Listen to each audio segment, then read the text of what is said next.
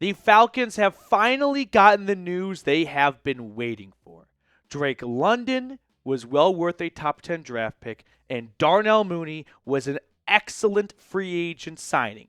After 5 weeks, I am more than comfortable with saying this. And for some of you, you may have felt like this was true all along, but for anyone on the fence or outside of Atlanta, what we have seen through the first third quarter of the season is everything Atlanta was praying they would get out of their receivers. So I want to jump right into a little bit of a film breakdown, which I think you guys will really appreciate, just the nuances to Drake London's game specifically, and then we'll talk all about Darnell Mooney. But let's go back to Thursday night. This is going to be Drake London's touchdown. London, when I rewatched this game and watched the All-22 after that, he kind of plays the position like an NBA point guard. He's very smooth. He's very calm. He doesn't really start sprinting anything and start running himself into a corner. He's almost lackadaisical. Like, look at the other receivers. They are pretty much in a full sprint. London's kind of just jogging a little bit. Not out of laziness, but because he's about to just cross over his defender, right? It's like a point guard with a change of speed and direction. Now look at this. Kirk Cousins sees his man has beaten the defender, gets the ball out on time, on target. London wins his route with just an excellent route running ability with a great change of speed and direction. Like I said, looking like almost like Derrick Rose, for example. That was one name that popped in my head when rewatching this. But look at the next shot here. London's in a Bermuda Triangle of death. He's got a defender right in front of him, looking at him straight in the face, and two guys closing in from behind. For most receivers, this is going to be a nice play that sets up first and goal, and the running back gets the touchdown. Not Drake London. Look at this. He leverages the DB's approach by spinning on top of him, and now a fourth defender has entered the mix. It is 1-on-4, and Drake London's going to come out of this with a touchdown. That is just a play that very few wide receivers can make. Let's fast forward to overtime now. It is third down, something the Falcons have struggled with all year long. In overtime, you have to have it. Now, pre-snap, this looks a lot like man-to-man coverage, right? Doesn't seem like you've got one-on-one and the Buccaneers are going to blitz and they're going to send 6. But on third down, the Bucs, they disguise their look. They're going to drop into a zone and just rush 4. I think we often hear the term route running used very loosely. Route running a lot of the time is knowing what to run based on what the defense does and the leverage they have against you or you have against them. So Drake London, a very smart player, recognizes this is not man-to-man. This is zone. So what's he going to do? He's going to sit in the soft spot of the zone right between two defenders. Kirk Cousins, with full trust and chemistry in London, knows, okay, right after I snap the football, I noticed the two blitzing linebackers dropped into coverage. We've got zone here. I know London's going to recognize its zone, so he's just going to sit in the soft spot of the zone. Drake London on this play is going to run for about 19 yards. It's going to set up a Kadero Hodge walk-off touchdown. But it's not possible without up here London going, we've got zone. Well, let me find the soft spot. I know Cousins is going to pick up on that, and we're just going to move the sticks, which for some receivers would have that been a 5-6 yard gain, but not London. No, you can't take him down the first time. He's not only an extremely intelligent receiver, but physically he is so gifted in terms of his yards after the catch ability, but more importantly, his yards after contact ability. So for a lot of average Joes out in the NFL world, they thought Drake London might not have been a very good top 10 pick following his first 2 seasons in the NFL.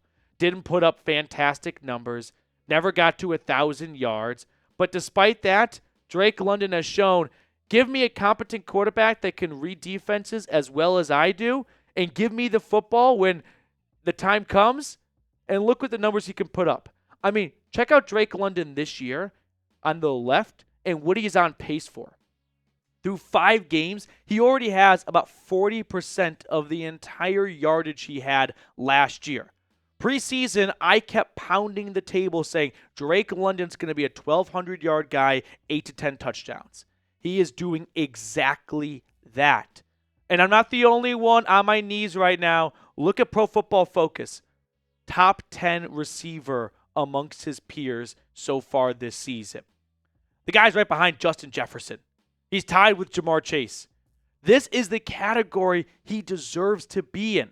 And it's a shame that it took a little bit longer than we would have hoped for to get here, and it wasn't as immediate like Jefferson and Nabers and Chase were.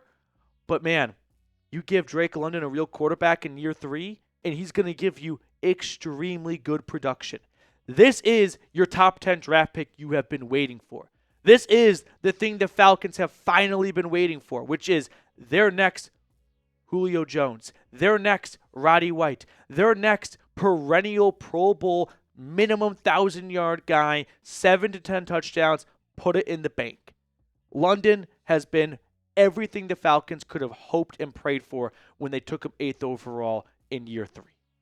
Now, we're going to talk all about Darnell Mooney in just a moment here, but I do want to fill everyone watching in on our terrific sponsor today, Game Time. You see, Game Time has an awesome feature called Game Time Picks that makes getting tickets to see your favorite teams play live even easier.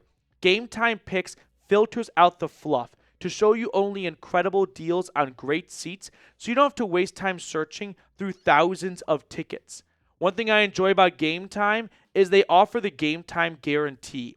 If you find tickets in the same section and row for less, Game Time will credit you 110% of the difference. So take the guesswork out of buying tickets with Game Time. Download the Game Time app, create an account, and use code CHATSPORTS for $20 off your first purchase. Terms apply, but again, create an account and redeem code CHATSPORTS for $20 off. Download Game Time today. What time is it? Game time. So now I want to talk about wide receiver number 2 in Atlanta, although some might argue wide receiver 1A for the Falcons, and that is Darnell Mooney, who is off to a terrific start this season, over 300 yards and 3 touchdowns early on, and he is not looking like a number 2. He is looking like a Batman and Dark Knight combination with Drake London. Jeremy Fowler had a really interesting tidbit in his article that I want to share with you guys, writing, in back-to-back weeks, opposing teams told me Mooney was a high priority on the scouting report, a true 1A to Drake London. He's averaging 8 targets per game, including a 16-target Week 5 against Tampa Bay. That was no fluke. He gets open. He'd be a bigger name, but that was camouflaged by the Bears' uneven passing game. That's no longer an issue. When the Atlanta Falcons signed Darnell Mooney, I was really high on the player, but I was concerned about the contract because they were making a little bit of an expensive gamble. What was it, 3 years, $39 million for a guy who had back-to-back 400-yard seasons? But they knew that if you just got him out of that really crappy situation he was in with Justin Fields and the Bears passing attack, he would flourish in a consistent passing game with Kirk Cousins. And sure enough, here we are. And through 5 games, he almost has passed everything he did all of last year in Chicago. This has been an amazing signing so far for the Falcons. It is the news they have been waiting for. They nailed this signing. I mean, look at what Darnell Mooney has done in the first 5 weeks of this year compared to the last 3 years in the NFL. You could combine what he did in 2022 and 2023, and he doesn't only pass it, he demolishes it. 2 more touchdowns, about 100-ish more, 50 more yards, 6 more grabs. Darnell Mooney this year is on pace to shatter everything he has ever done in his NFL career. 2021, 1,000-yard man in year 2 for Chicago, 4 touchdowns, then some down years after that, but a resurgence down in the ATL. I am super excited for Mooney for the rest of the season, and Jeremy Fowler is right. This is no fluke. The Falcons truly have I wouldn't say like a comparable version to Julio Jones and Roddy White when they overlapped together because they were such different style of receivers. But in terms of the threat that they pose, it's not all that different. Plus, Kirk Cousins is only going to get healthier from that Achilles injury as the season goes on. And with every week that goes by, I think we can already notice the difference in trust he has in his own body to really plant that back leg and push through the football. From week 1 to week 5, we are seeing a different quarterback. Now imagine what we're going to see from week 5 to week 10. Week 10 to week 16. Week 16 to a home playoff game. To a divisional round. To conference round. Like, it's only going to get better and better. And the chemistry between these three guys is only going to get better and better. So who do you think is going to have more yards when it is all said and done? Darnell Mooney or Drake London? There is a secret menu. There's like an In-N-Out secret menu here. Or when Chipotle used to have the quesarito. I don't know if they still do that, but that was an all-time hit in high school. Just say yes. And it's all the above, and you're just super happy to have two stud receivers right now. I do appreciate everyone for hanging out with us today. I want to show some love to the Dirty Birds Club. Jose Santana, Ken Ballard, Trey 1222, Jason Lindino, Reese Atkins, Archangel, Angry Liquid, Jeebus H. Christ, Dictator JC, JT, Jordan C. Johnza, Ronan Tyrell, Lord Buddy Bear. Thank you guys so much for supporting the channel. If you want to get added to the Dirty Birds Club, hang out with us this Sunday for our Panthers watch party. And if you can send a $100 super chat in, we'll add you to the club and give you shout outs all year long. That's going to do it for us on today's episode. I really hope you enjoyed it. I really enjoyed making this video. I mean, I enjoy making every video, but there are some I like making a little bit more than others. This was a really fun video for me to dive deep in and talk all about two studs for Atlanta. So if you enjoyed it, share it to a friend. Get them to subscribe if you're not already. And I'll see you guys next time.